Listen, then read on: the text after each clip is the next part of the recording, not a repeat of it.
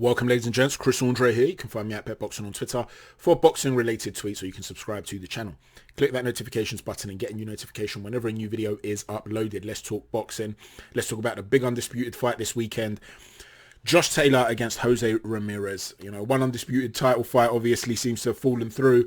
Well, at least we've got another one to enjoy. So let's give this the credit that it deserves. It's two quality operators that are very, very good. Exciting fighters, and this has a potential to be a fight of the year candidate. The general consensus that I've seen is that it should either be Josh Taylor points or Jose Ramirez by knockout. I'm not sure I agree with that. So let's talk a little bit about what they both do and what I believe the most likely outcomes are going to be in that regard. We'll start off talking about Ramirez. You know, Ramirez is a very exciting fighter. He lets go of his hands. He lets go of combinations that are fast and varied. He's sudden. He's aggressive. He's always on the move. Now, one of the things that he does, he likes to bounce quite a lot from that range, from the outside. Now, generally speaking, we're not talking about Ramirez now, but generally, I personally don't like that approach. And I'll explain why in a sec.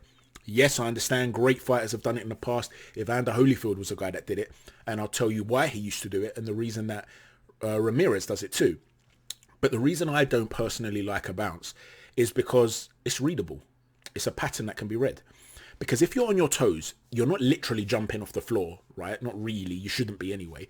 But even if you're bouncing on the balls of your toes, you see the movement that I'm making. When I'm low, so I'm coiled, think of it like a coiled snake. So on the end of that, the bottom of that coil, I can move around. But when I'm up, if I haven't made a decision to come at you, I become less mobile. I'm in a position where I've committed to the rise. So if I'm fighting a guy who's a terrific jabber, and I'm bouncing, he's going to see the pattern of it and he's going to think, right, the moment he's up, pop, I'm shooting it. He's up, bang, bang. And he'll start catching you every single time if he's a great jabber. So it gives somebody a pattern. Now, you can change the angle of your bounce in your head and pull back and come forward. You can do that. But you're still giving some sort of a pattern for him to work on. So generally speaking, I don't like it. But the reason it works for Ramirez and the reason it worked for Evander Holyfield is because one thing a bounce does do, if you're using a feint with it, which Ramirez does, it's almost like a threat to jump in. And so they don't actually know when you're going to jump in. But because it's a launch, you're semi-launching. If you think of it like a launch pad, when you've already launched, you're halfway there. You've half launched, so to speak. So you don't know, am I coming? Well, the next time that I do come, I've already launched. Whereas if I'm flat-footed, I still need to get off the balls of my toes to kick off. Now, I'm not saying you should ever be flat-footed, but you know what I mean. If I haven't already bounced, I still need to set that launch rather than it's just I'm already halfway there. So it enables them to close the range more quickly. Now, because Holyfield was a smaller man often at heavyweight that liked to get on the inside, it helped him. Well, we're the same with Ramirez. Not so much that he's the smaller man, but he likes to be able to close the range quickly. And one of the ways he does that is with, in fact, it's the predominant way in which he does it, is to lead with a big, powerful jab. And what he does with it is a shotgun jab. You know how David Lemieux's jab, for instance, wasn't, it's not a varied jab, is it? It's not like Paulie Malignaggi jab, which can be fast, it can be sudden, it can be to the solar plexus, to the head, it can be a power jab, it can bust you up, it can keep you off balance. It's not like that. It's one type of jab, and it's designed to try and hurt you. Same with David Haye. They would throw this power jab that will snap your head back. Same with Ramirez. But what Ramirez will do is launch into it, so he'll often throw it when he looks like he might be out of range, and he'll take a big step in, just like I spoke about Canelo doing against Callum Smith in the build-up to the Billy Joe Saunders fight. In the preview of that video, I spoke about this. He'll launch himself in with taking a big lead step forward and throwing that jab in. As he then catches you with that jab, he'll follow his entire body in behind it, and that's when he starts to go to work. So he disguises his entry through that bouncing, and then he's quick with getting inside. He'll catch you with that power jab, which will knock you off balance, and from there he's able to enter. Now, when he enters, he tends to like to shift his weight towards his lead left hook. So imagine his lead left leg. Imagine he's landed that power shot on you, then he shifts to his left. By shifting onto his left, he sets up what, in my opinion, is his best shot, and that is his left hook to the body. It's a lovely shot and he works off of things from there. Now, he doesn't always lead with that. He varies his combinations because there's another lovely shot that he throws and it's a shovel hook from the left-hand side, which so it's almost like an uppercut come hook, but it goes sort of between the two diagonally and he punches really through the target. And stylistically, that work off of the left hook, shovel hook and the lead jab is very reminiscent of Oscar de la Hoya. And a lot of people made the comparisons to them stylistically in his younger days. And you can see that, right? There is an element there of Oscar. When he does shift onto that left foot, he can also throw a right hand. And he can also even throw a right hand to disguise his entry point. It's not just the jab. I'm just talking about one of the predominant things he likes to do in a way of closing that range. Now, the other thing he does when he's throwing that jab, what it does, because it's a powerful jab, when it snaps your head back, it gives him that split second to set up. Now, if he hasn't managed to get his way all the way in, because the distance was so big, he might even throw a hook from far. And what he'll do, remember we were speaking about the Joseph Parker video about different ways of executing a hook. Well, the way he does it is to create so much rotation that he's almost coming around and the shot almost becomes a different angle rather than a hook. So he's not hitting you with the inside of the glove because he's not actually throwing a wide hook. What he's doing is almost turning his torso to be facing towards a 2 o'clock area. That way, when he throws that hook to your liver, he's in a position whereby he's twisting and turning almost his entire body. Mike Tyson used to throw hooks like that. Mike Tyson would do it from a closer range though. Ramirez might do it from further out, okay? Additionally to that, Ramirez is the sort of guy who, like I said, he's very varied. He wants to get you back up against the ropes and let go of these combinations, again, like Canelo would like to do, typical Mexican style thing, whereby they're looking to rip your body and work off of that with unpredictable combinations. Now, the other thing he likes to do as well, though, he's not really an inside fighter in the sense of, he doesn't come inside and lean on you and try and manipulate your body. He wants space to operate. So when he'll come inside and land shots at mid-range, unless you're hurt and busted up, he might even step back out and let you off the hook. In my opinion, it's letting you off the hook sometimes. But the point is he likes that little bit of space to operate. He's not that guy who's going to start leaning on you. This is not Rocky Marciano we're talking about, who's going to manipulate your hands and start brutalizing you at inner mid and close range. This is a guy that likes space to operate. The other thing with Ramirez that he does very, very well, apart from the hand speed and the suddenness, is apart from the different varieties of shots, it's the angle of the shots. So by turning his torso and stuff like that, it might not be a left hook that's wide. It might be a left hook that comes down the line of that shovel hook. So in between a straight shot and a hook. Okay, so in other words, they're coming from different angles and different height dynamics. So it's very difficult to deal with. Josh Taylor, on the other hand, is a little bit different in the sense that Josh has very good feet where he doesn't necessarily always have to move in a forward momentum. That's probably his martial arts background. Whereas Ramirez, I think, likes to be on the front foot constantly. Taylor is happy to move around the ring. And depending on the opponent, he can look more competent at doing it than against others. Against Postol, he looked very good at doing it. Against Prograis, he struggled a little bit on the back foot. And early on, he gave up a lead.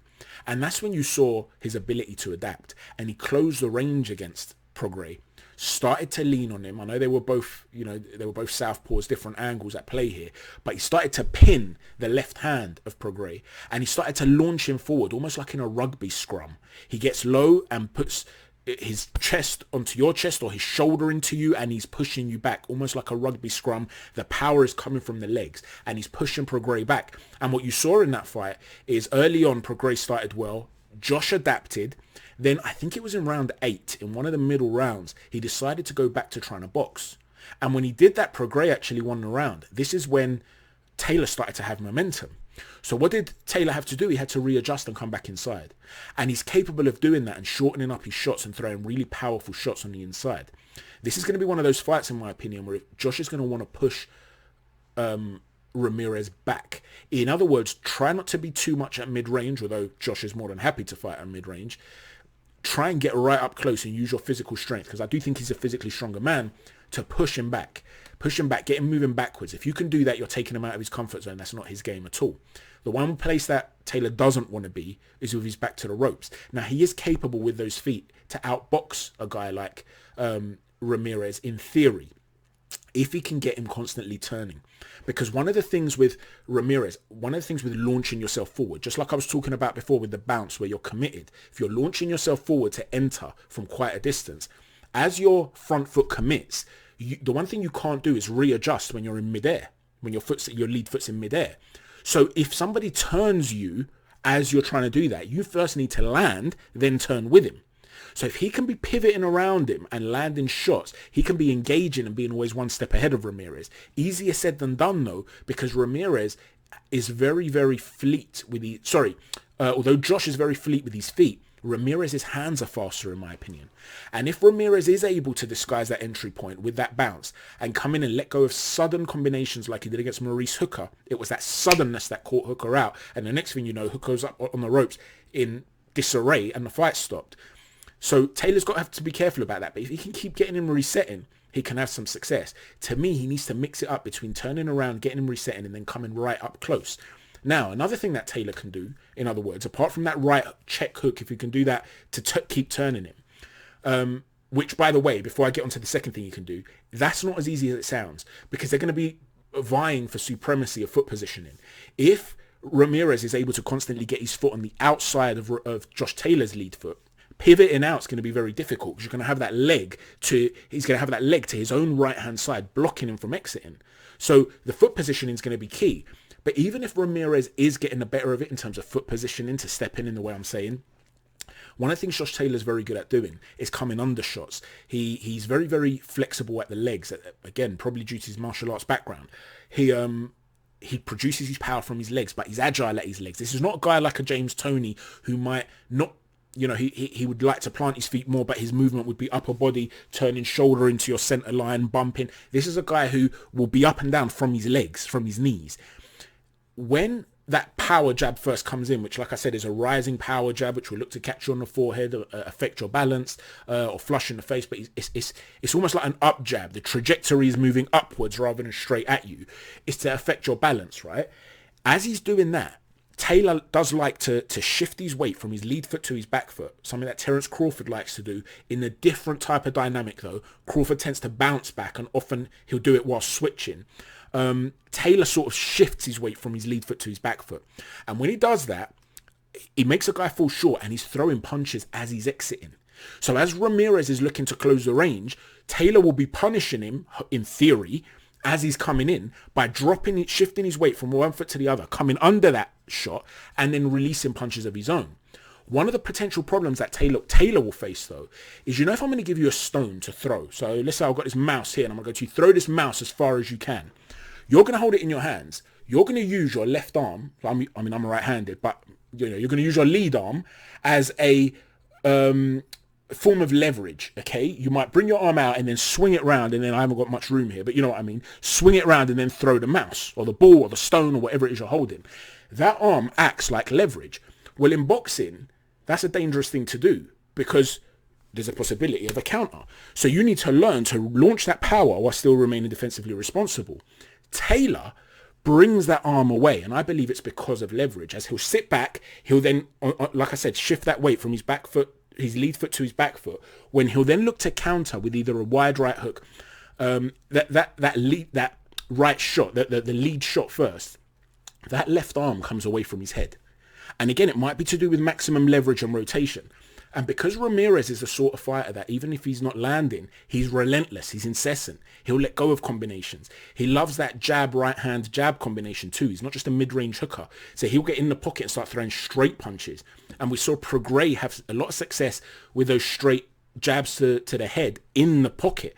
And I know he's a shorter man, but the point is he was finding space for those and then ripping in shots around the guard into the body and through to the solar plexus.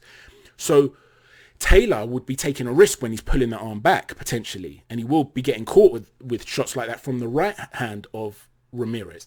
But because he trusts his chin and he's got that ability to come under a shot, don't be surprised if you start to see him meeting Ramirez with that backhand down the pipe, landing into the solar plexus. And if he's moving into that, that's going to magnify the power, okay? So this is going to be a fight, in my opinion, which is going to be decided on the details. In other words, it's a 50-50 fight. that could potentially go either way, depending on who gets it right on the night. I know in the UK there's this feeling that Prograis is the superior fighter out of him and Ramirez, and as a result, Taylor came through him. Ramirez has had a couple of sticky fights in the past against other fighters. This should be a comfortable night for Josh Taylor. Styles make fights, and I've just explained how they can both have success against each other. So how do I think the fight's going to go? Because Ramirez is so keen to be sudden and climb in and to commit himself, it's very possible that he walks onto something. Those power backhands down the pipe, if Josh is able to come under that lead jab, or if he's able to pivot out and land lead hooks followed by that, he could end up walking onto something. So I wouldn't be surprised if Ramirez, who's been hurt in the past, got stopped. I wouldn't be stunned. Taylor can bang, and he's incessant, and if Ramirez begins to tire because he lets go of his hands at a frenetic tempo, that physical strength of Taylor, who will look to close the range and push him back, don't be surprised if Taylor stops him. Having said that, if that entry point, that suddenness, is causing Taylor problems, although Taylor's got a great chin, don't be surprised if you see him be outworked, because I don't think his hands are as fast. He will have some success to the body, but I think they both will. So I think this could end up being a real war of attrition, and a lot will depend on who's getting the better of whom in the start of the exchange, that entry point. Let me know what you think. If I had to guess, I don't know, man. Honestly, I think there's more ways in which Taylor can win. There are more ways in which Taylor can win, but I do worry about Taylor's willingness to engage in a war constantly, and the suddenness and work rate of Ramirez. It's a fight that could go either way. It's got potential to be fight of the year candidate. Is there anything else I should be bringing up that I'm forgetting? Let me just pause this and have a quick think. One more thing. Ramirez sometimes can have his hands up with his elbows a little bit out. I mean, I'm exaggerating here, but I haven't got much space. This is the wall right here. But so his hands will be like there, right? Rather than tucked in elbows. And because of that, there are times where he will, as he launches himself in, he will leave himself open to an uppercut. And Josh Taylor's got a nice lead uppercut from up close. So that's another potential that Taylor could be using. If he can get up close, pin the guy, use that rugby style pushing to force him back.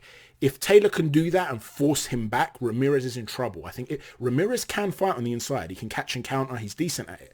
But if he's being forced back, where he can't hold the center of the ring and he's constantly on the move backwards because he's being forced back, then I think it's Taylor's fight.